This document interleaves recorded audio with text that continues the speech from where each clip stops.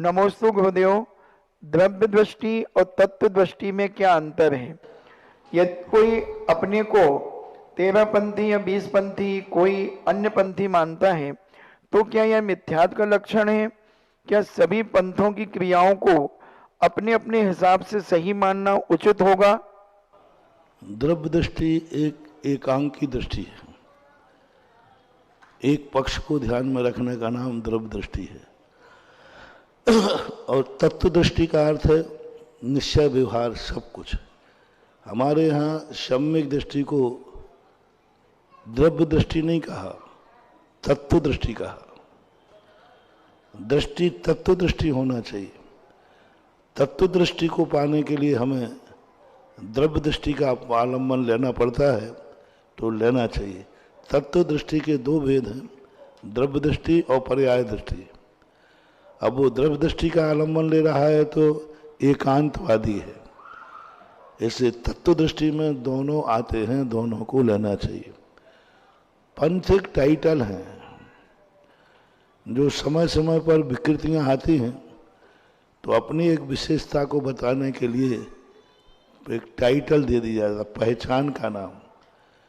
ये 13पंथ तो 20पंथ 1664 में इसी आगरा में बनारसी दास की मीटिंग और सांगानेर मंदिर के नरेंद्र कीर्ति भट्टारक और यहाँ के इन दो बीच में जो विसंवाद हुए, उन विसंवादों के कारण से टाइटल फेस किए गए।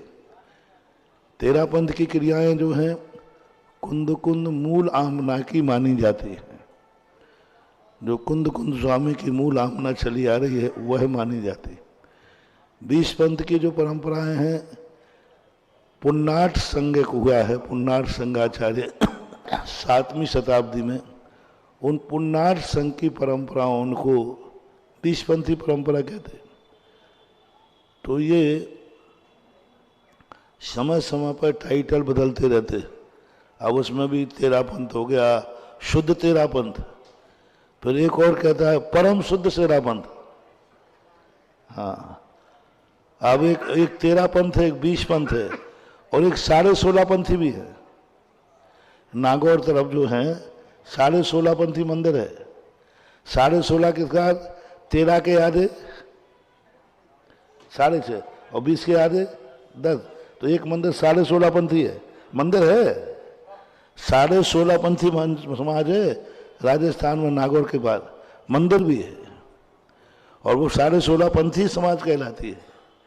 तो अब ये भेद करते जाओ और दोनों को मिला दें तो एक 33पंथी है। 20 और 13पंथी कितने हो गए? तो ये सब विचार हैं, संप्रदाय हैं, मत हैं, धर्म नहीं है। ऐसा डॉक्टर